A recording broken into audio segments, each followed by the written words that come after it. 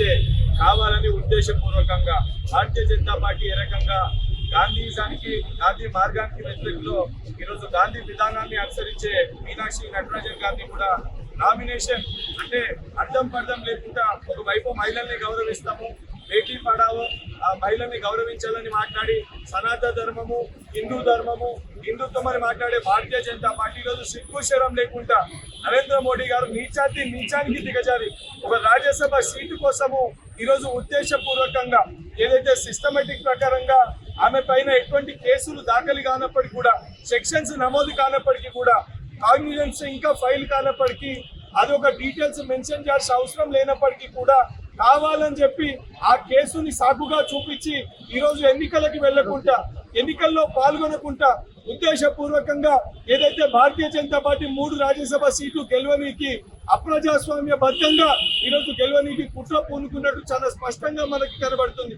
Bharatiya Janata party నాయకులకి సూటిగా ప్రశ్నిస్తున్నా, నిజంగా మీరు బాధ్యతతోటి మీరు పనిచేసేది ఉంటే ఎందుకు మీరు ఎలక్షన్స్ కి వెళ్ళలేకపోయినరు? ఎందుకు ఎలక్షన్స్ లో పాల్గొనికి మీరు భయపడ్డారు? మీకు సరైన ఎమ్మెల్యేలు లేరని తెలిసి కూడా కావాలని చెప్పి ఈ రకంగా తన నామినేషన్ ని రిజెక్ట్ చేయొచ్చని ముందుగానే మీరు ఆలోచించి 3 నామినేషన్స్ ను మధ్యప్రదేశ్ లో మీరు దాఖలు చేసిర్రు.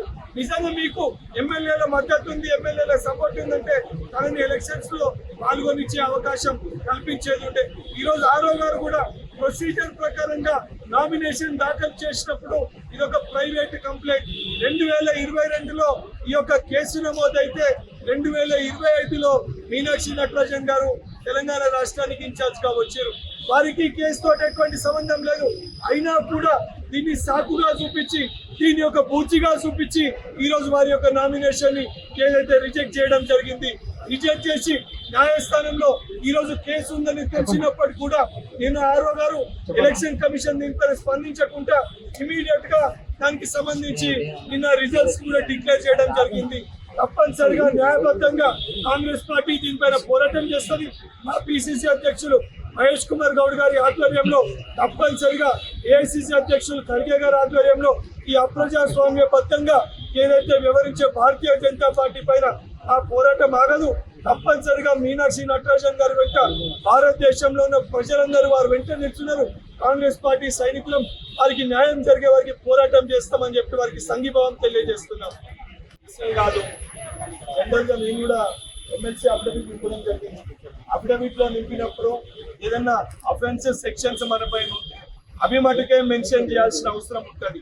అది మెన్షన్ చేయాల్సిన అవసరం లేనప్పటికీ కూడా ఈ రోజు ఈ విషయాన్ని తెలుసుకొని ఇక్కడున్న బీఆర్ఎస్ నాయకులు, బీజేపీ యొక్క దోస్తీ ఇక్కడ బయటపడ్డది.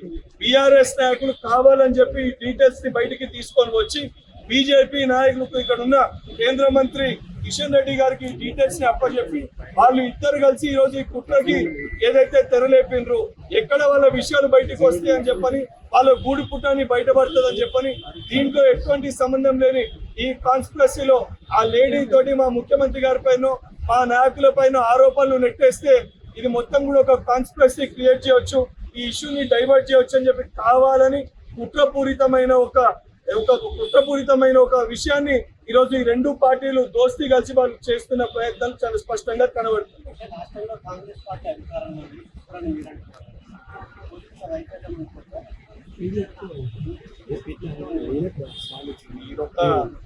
రాజ్యసభ నామినేషన్ సంబంధించి వారిపైన ఉన్న కేసెస్ ఏమైనా సెక్షన్స్ ఉంటే అవి మెన్షన్ చేయడం జరుగుతుంది. అది రూల్ ప్రకారంగా, రూల్ పొజిషన్ ప్రకారంగా సెక్షన్స్ నమోదు కానప్పుడు అదొక ప్రైవేట్ కంప్లైంట్, ఇంకా సమస్య సర్వే, ఆ అఫెన్స్ ఇంకా వారిపైన కేవలం ఆరోపణలు మట్టుకే, అది ఎటువంటి దానికి సంబంధించి ఎఫ్ఐఆర్ కాలేదు, దానిపైన సెక్షన్స్ కాలేదు. సో కాగ్నిజబుల్ అఫెన్స్ ఉన్నప్పుడు ఎఫ్ఐఆర్ కానప్పుడు ఇంకోటి దానికి సంబంధించిన శిక్ష కూడా 2 years 100% ఈ రోజు లేని విషయాన్ని తీసుకొని వచ్చి ఇక్కడ లేడీ ఆ విషయం బయట పెడితే ఆకంటే ముందే బీఆర్ఎస్ పార్టీ నాయకులకు ఆ విషయాలు ఎట్లా తెలుస్తున్నాయి? ఇష్యూ బయటికి రాగానే కావాలని చెప్పి ఉద్దేశపూర్వకంగా ఈరోజు మా కాంగ్రెస్ మేమంతా కూడా కుటుంబ సభ్యులు లెక్క కలిసిమెలిసి ఉంటే అలా కావాలని చెప్పి మా మధ్యలో కొట్లాట సృష్టించాలి, మా మధ్యలో ఈ రకమైన ఆరోపణలు చేసి రాజకీయ లబ్ధి పొందాలని చెప్పి బీఆర్ఎస్ పార్టీ, బీజేపీ కలిసి చేస్తున్న ప్రయత్నాలు. కాబట్టే బీఆర్ఎస్ పార్టీ ఉద్దేశపూర్వకంగా నిన్న వీడియో ఏదైతే ఆ లేడీ మాట్లాడిన వీడియో ఏదైతే ఉందో ప్రతి ఒక్క ఫస్ట్ ఆ వీడియో బయటకు వచ్చిందే బీఆర్ఎస్ పార్టీ హ్యాండిల్స్ లో. దాన్ని ప్రమోట్ చేస్తుంది బీఆర్ఎస్ పార్టీ సోషల్ మీడియా. ఆ వీడియోని ఈరోజు కాన్స్పిరసీ క్రియేట్ చేస్తుంది బీఆర్ఎస్ పార్టీ. బీజేపీ పార్టీ ఇద్దరు కలిసి ఒక గాంధీయిజం ఏదైతే ఫాలో అవుతున్న ఒక సాధారణమైన మహిళకి ఈరోజు అన్యాయం చేశారు. భారతదేశ మహిళలు ఇవన్నింటినీ గమనిస్తారు. మహిళా బిల్లు పట్ల కూడా మీరు ఏ రకంగా వివరించారో భారతదేశ ప్రజలందరూ గమనించారు. మీ యొక్క నిరంకుశ పాలనకి రాబోయే రోజుల్లో ప్రజల చర్మ గీతం పాడుతున్నారు. స్పష్టంగా మనకు కనబడుతుంది. ఇప్పటివరకు మీడియా ముందుకి రాని వ్యక్తి ఈరోజు ప్రశ్న అడ్రస్ చేసి కావాలని చెప్పి ఆ రకంగా ఆరోపణలు అభియోగాలు చేస్తున్నట్టే ఉద్దేశపూర్వకంగా వారు వివరిస్తున్నట్టు మనకు కనబడుతుంది. 2022లో కేసు అయితే ఆల్రెడీ కేసు దాఖలైతే 2025లో వచ్చిన మీనాక్షి నటరాజన్ గారికి ఆ కేసుతో ఏం సంబంధం ఉంటుంది? వారిని దీంట్లో ఇంక్లూడ్ చేయాల్సిన అవసరం ఏముంటుంది?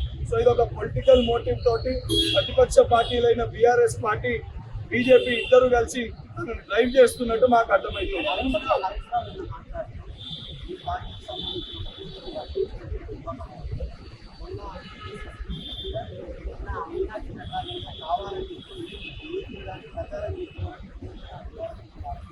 టీఆర్ఎస్ పార్టీ వాళ్ళ కుటుంబంలో హరీష్ రావు మరదలు, కేసీఆర్ బిడ్డ, కేటీఆర్ చెల్లె ఈరోజు అడ్డగోలుగా మీరు నీచులు, రాక్షసులు, దయ్యాలు, తెలంగాణ రాష్ట్రాన్ని రాబందులు లెక్క దోచుక తిన్నారని చెప్పి తోడబుట్టిన వాళ్ళ కుటుంబ సభ్యులు మాట్లాడితేనే దానిపైన స్పందించే సిగ్గుశరం లేని వాళ్ళు ఈరోజు కుటుంబ సభ్యులు లెక్క మేము కలిసిమెలిసి ఉంటే తెలంగాణ రాష్ట్రాన్ని అభివృద్ధి పదంలో మా ముఖ్యమంత్రి గారు ముందుకు తీసుకొని వెళ్తుంటే లేనిపోని ఆరోపణలు చేసి మా మధ్యలో చిచ్చు పెట్టే ప్రయత్నం చేస్తున్నారు. మీరు ఎన్ని చిచ్చులు పెట్టినా కూడా ఎన్ని ఆరోపణలు చేసినా కాంగ్రెస్ పార్టీ మేమంతా కుటుంబ సభ్యుల లెక్క కలిసిమెలిసి ఉంటాము. మీ బీఆర్ఎస్ బీజేపీ దోస్తి ప్రజల ముందు బట్టబయలు గతంలో చేసినాము, ఈసారి కూడా బట్టబయలు చేసి మీ ఇద్దరికి కూడా తెలంగాణ రాష్ట్రంలో ప్రగతులు లేకుండా చేస్తాము.